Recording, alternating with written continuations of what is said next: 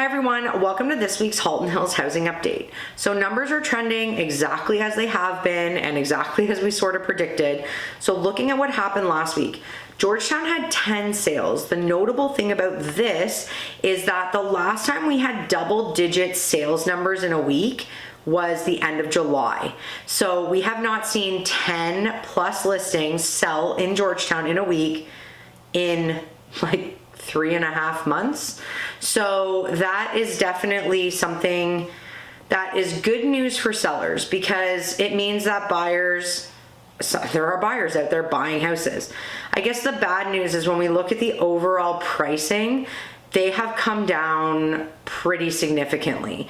Like there was a Delrex bungalow that got just over $800,000. There was a really nice house in Georgetown South that, you know, could have got probably 1.4 to 1.5 before, and it got under 1.2. So like we definitely are seeing pricing scale backwards. But as a seller, if you need to sell right now, seeing 10 sales is good news that buyers are out there and they're starting to transact again. What is helping this as well is our inventory levels. So last week we had only 6 new listings in Georgetown. This is an extremely low number. Technically it was 8, but 2 of them are under construction. I do not count new builds in my resale home numbers. So only 6 new listings. This, you know, is reflective of the fact that we see listings slow down in November. And so that is promising, as well as, you know, what we're seeing with stuff coming off the market that I'll talk about after. But I mean, when we're looking at what sold, the 10 properties that sold, there was 8 of them that sold under $1 million. So that is still sort of the sweet spot. And the highest sale last week was 1175, which was one of the ones in Georgetown South that I was talking about. So like those properties under $1 million are still the ones that are getting the most traction. Again, most buyers cannot come up with that 20% down that you need over $1 million. So under $1 million is always busier, and that's sort of what's happening right now. Looking at Acton, there was no sales last week, but 2 new listings. No sales, no new listings in Glen Williams and Limehouse, and the rural market saw 1 sale and 2 new listings. And then we've been looking at what's been coming off the market, relisting, what people are doing with pricing, all of that. So last week there was 19 properties that went to expired, terminated, or suspended status. And I look at those because what's really impacting our inventory level right now is properties coming off the market.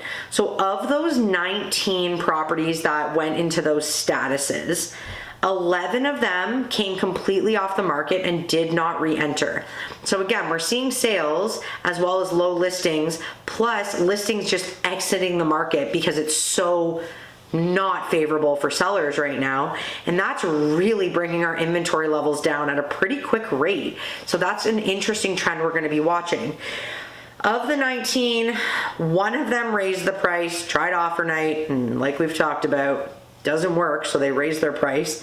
1 relisted at the same price, and 6 properties lowered their price, some of them by like $100,000. So we're seeing some big moves. When people are relisting, we're seeing the pricing come down into more realistic territory. So overall, the biggest story of all of those numbers is how every single week we are seeing, last week it was 11 too, we're seeing properties just being like, nope, I'm coming off the market and I'm staying off the market for right now.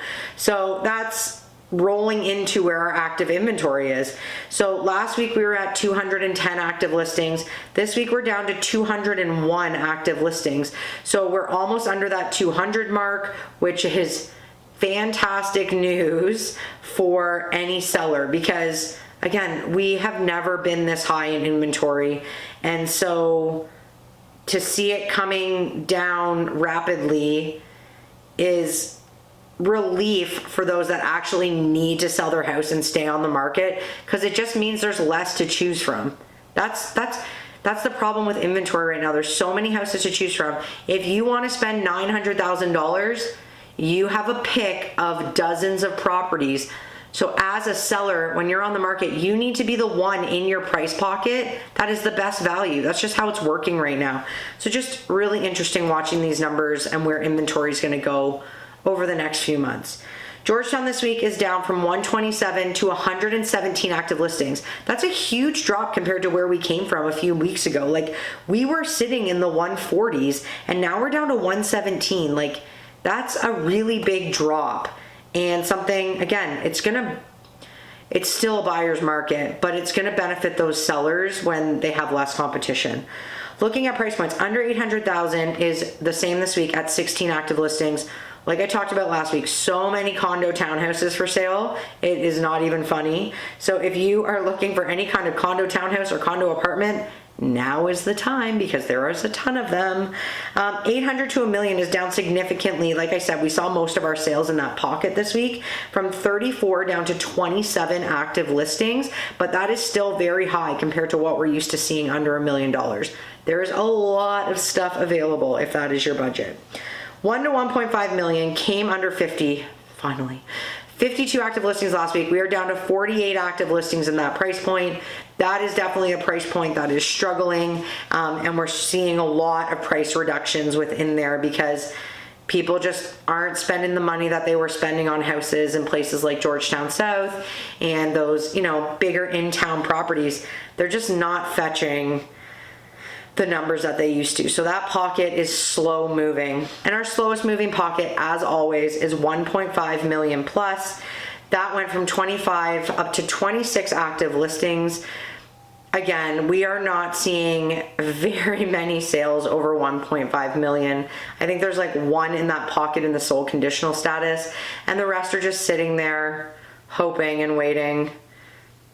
Yeah, it's a struggling price point right now. So now looking at Acton. Acton went up this week from 27 to 30 active listings.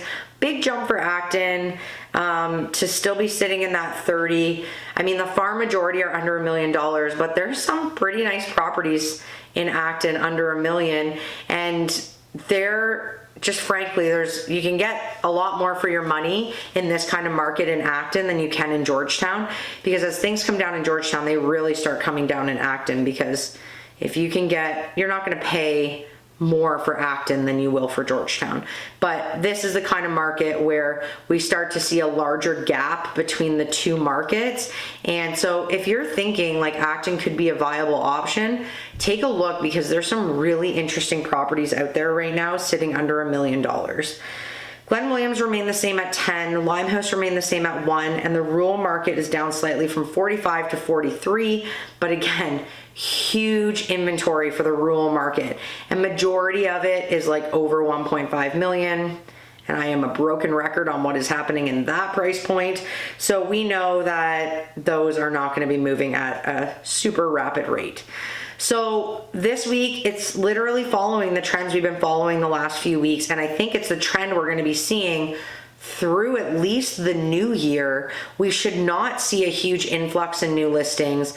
Lots of sellers come off the market, especially in December. It's just they want to enjoy Christmas, and when the market's not giving them what they want, if you can come off the market, it's the month people do it.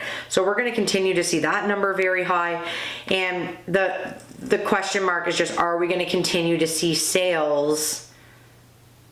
Are we going to continue to see sales throughout the remainder of the year? Because the last 2 weeks, 8 and 10 sales in Georgetown, that's a good couple of weeks in Georgetown, and buyers, like I said, are buying properties. So we're going to be watching this closely. I do think we're going to end the year still with relatively high inventory, especially compared to where we were last year. We're also waiting to hear about interest rates. If those can remain untouched, hopefully the market can pick up some steam.